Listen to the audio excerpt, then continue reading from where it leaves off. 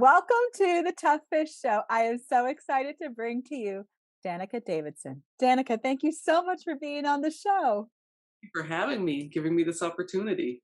Oh, I'm so glad you're here. And I would love for you to start with how'd you get into writing?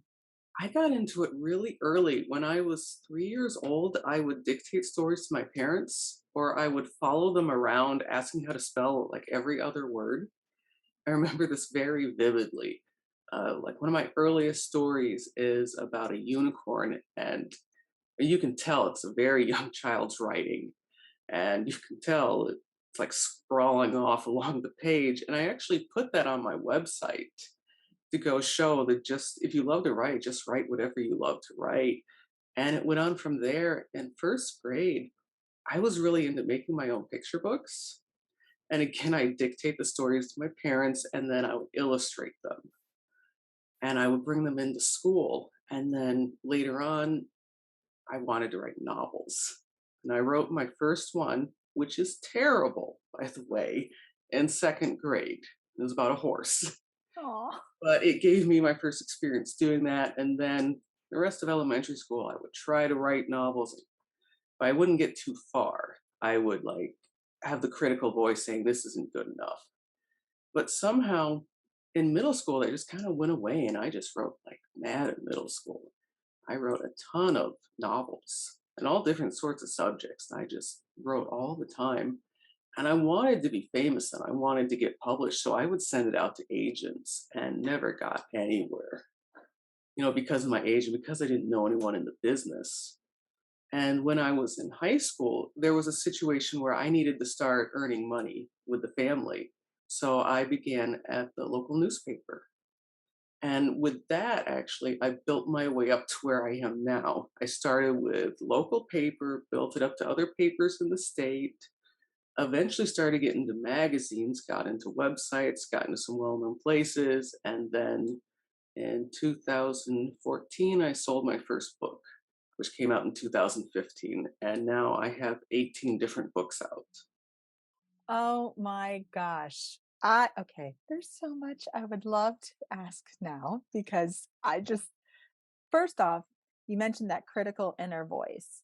Mhm. And yes, it takes something to overcome that, but still that voice wants to come back sometimes when you're switching genres, sometimes when you've realized you've reached a new level, that kind of idea of I've reached a new level and that little voice is back going, so now that we're here at this new spot, let's start all over again with the, are you sure you can handle this new thing now? How did you overcome that? Because obviously you kept persevering, but how did you overcome that or figure out a way to work with it? When I was in elementary school, what kept tripping me up is I sat down to write an epic novel everyone would love. And as soon as you sit down to write an epic novel everyone will love, you won't get anywhere, or you'll just be really bad because you'll try to please everyone. And what I learned to do is just write down the stories in my head, even if I don't think they're the best or the most sophisticated. So when I was in sixth grade, I brought in this vampire chapter book that I wrote for Halloween. So we were told to bring the Halloween story, and the other kids are like maybe a page, and I just brought this thing with pages and pages.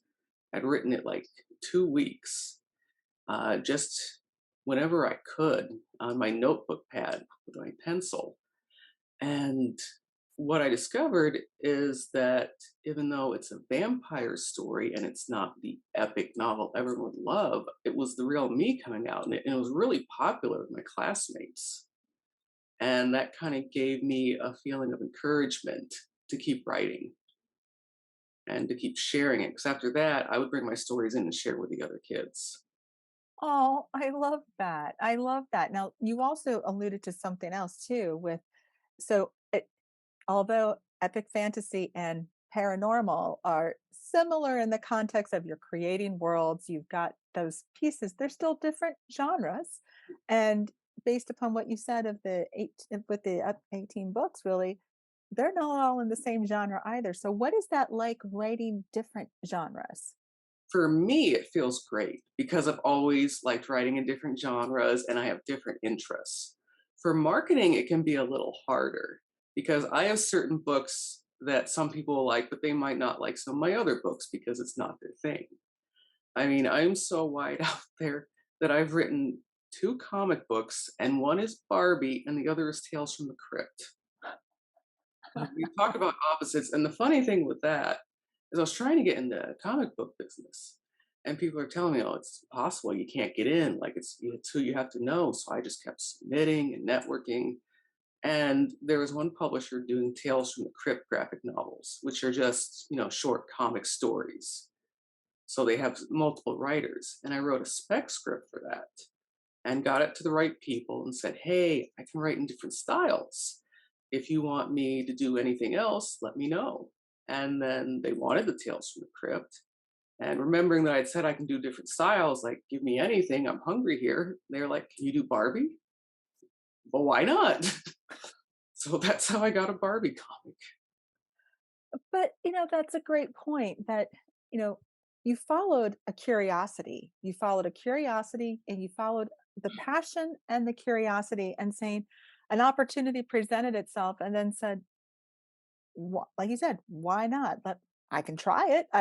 Why not? And it stretches your thinking. It causes you to look at something different. So I love that. I love that. What are some of the other genres? I have written 12 Minecraft or adventure books. So Minecraft is this very popular game, and these books take place as if Minecraft is real, and the main character is a 12-year-old boy named Stevie who lives in Minecraft. And it's about his adventures because he finds a portal to Earth, makes Earth friends, and then they go into Minecraft, and Minecraft sometimes spills out of the portal. And that was just one book to start with, and it turned into 12 because they've been really popular. It was actually based on those books. I was invited to be a speaker at a Microsoft event in Brussels, Belgium, before members of the European Union, Wow. based on these books because while they're ultimately adventure stories, they're ultimately fun, and that's the big point of them. They have other elements in them that I kind of weave in. Like it talks about cyberbullying, it talks about not believing everything you read on the internet, and talks about not having knee jerk reactions to things you read on the internet. It might not be accurate, it might not be the best reaction to have. And I just see so much of it that I kind of wove it into the stories of characters dealing with that. Nice. Nice. Very, very cool. So then continue along this path. So we've got comics, we've got Minecraft. What else?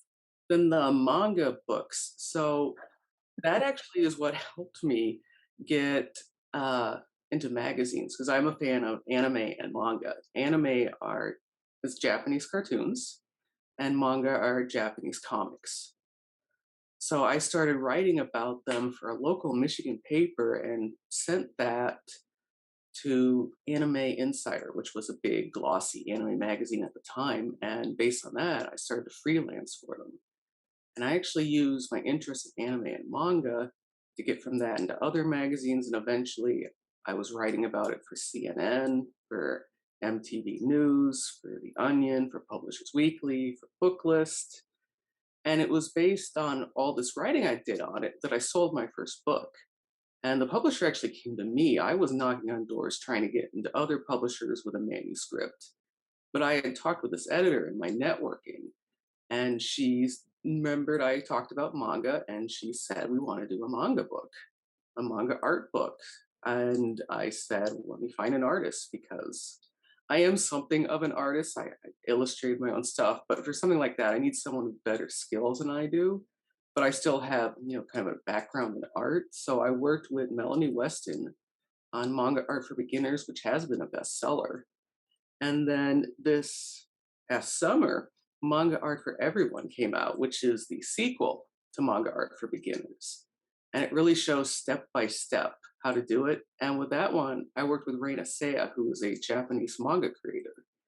So she lives over in the Tokyo area. She's published in Japan. She's bilingual. She wanted to get stuff done in America. And then this same past summer, we came out with Chalk Art Manga, which is the first ever book on how to draw manga style characters with chalk. And the art in there ranges from really simple, like we got little cute sushi with smiley faces, and it gets more complex. We have a ninja, we have a magical girl, but it's all levels of art for that one. If you can barely draw, we got something in here you can do. If you're very good, we got something in here you can do. I love that. I mean, what I'm really hearing is that that love of creation, of that of art coming through and the like exploring the interest and allowing that creativity. I'm really loving that. I think that is really awesome that you did that. And to your point, it might have sounded a little different in the sense of let's do a manga book or let's do a comic book. But those are books you can read just because it might not all have complete words on the page type of thing like a chapter book or like a novel. It's still reading, it's still putting that stimulating something that creates something else, and that to me is what reading does. It starts with the author creating it, putting it on the page, and it finishes with the reader doing something else, whether it's a conversation or creating their own art or something like that. So when you were going through these different pieces, what made you decide to focus in specifically for middle grade and young adult? Because I know that all of the books, regardless of what path and what genre, they're really focused on middle grade and young adult.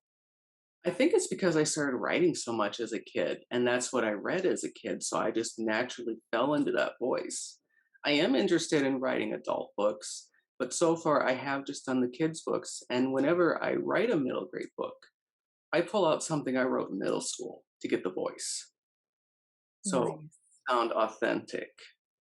And I've actually had some people say, or some agents when I was submitting, that I had a really good middle grade voice, which at the time I didn't want to hear because I wanted to publish YA. But then I realized you might as well use a middle grade voice and I can get into this too. And then I realized how much fun it is to write in middle grade. That is awesome. And that's cool too, because again, you some of the themes that I'm also hearing in this is that you got feedback, you followed your curiosity, followed the passion, got feedback, and let the feedback help to you use discernment to figure out, do I want to explore this path? Do I want to stop this path? So each time you incorporated that and allowed it to kind of keep pulling you forward and growing as a writer, as an author. I love that. That is so cool. So when you're writing, I know, so we've got comics, we've got manga. Let's talk about books that have no pictures relative or have some pictures, but more about the words themselves. So is there one in particular that when you were writing it, you really felt like it was like a calling or like a something that you just had to do? That would be my Holocaust book that came out this past year called I Will Protect You, a true story of twins who survived Auschwitz. And I Mm, worked on that with Eva Kor, who was a child survivor of Auschwitz. And that is extremely, extremely rare for a child to survive Auschwitz. yeah. And I mean, this is very different from everything else I've written. Obviously, it's much more serious. But I also wanted to write it because I wanted to show I can write in more than one style. That was something I kept hitting my head against trying to get an agent. Is I'd say, look at this manuscript, but I can write in different styles. And they'd basically be like, no, you can't. How do you know? So I found myself getting kind of typecast of people knowing that Mm. the Minecrafter books and saying, oh, there's a new video game out. Are you going to write about that too? And I want to be known as an author. I don't want to be just known as a video game author. And I had experienced increased anti Semitism in my life. It started in 2015, around the time my first book came out. And I wanted to do something about it, but I didn't know what. I didn't want to go on Twitter and complain and have no solutions, like I see a lot of people doing. And I felt like I should write something. I just didn't know what.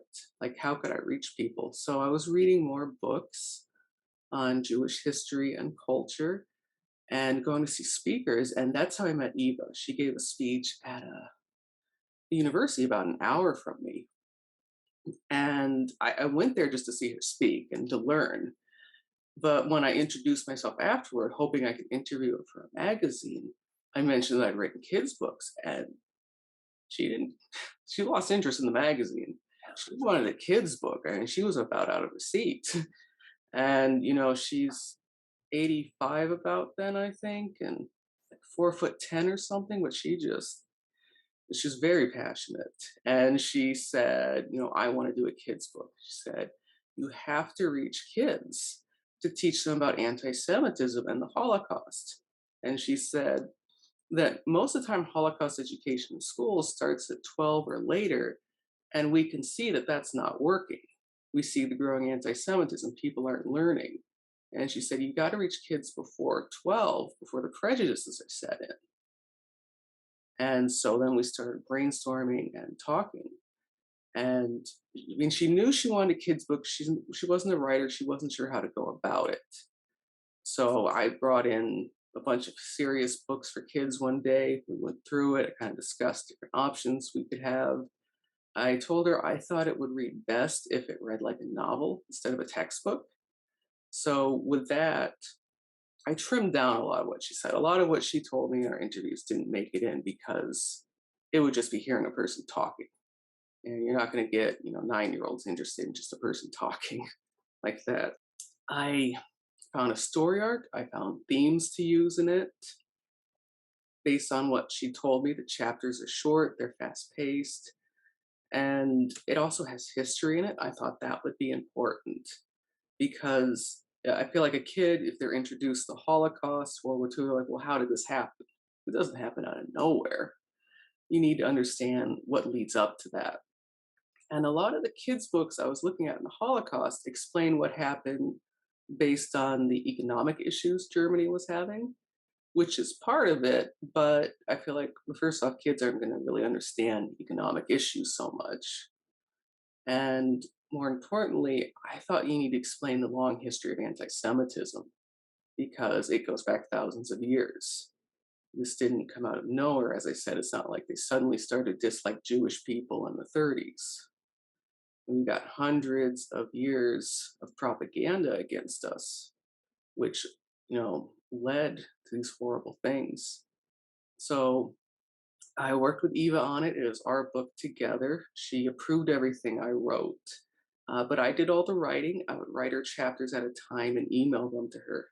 If she wanted any changes or tweaks, she barely wanted any changes to it. She really loved how it came out.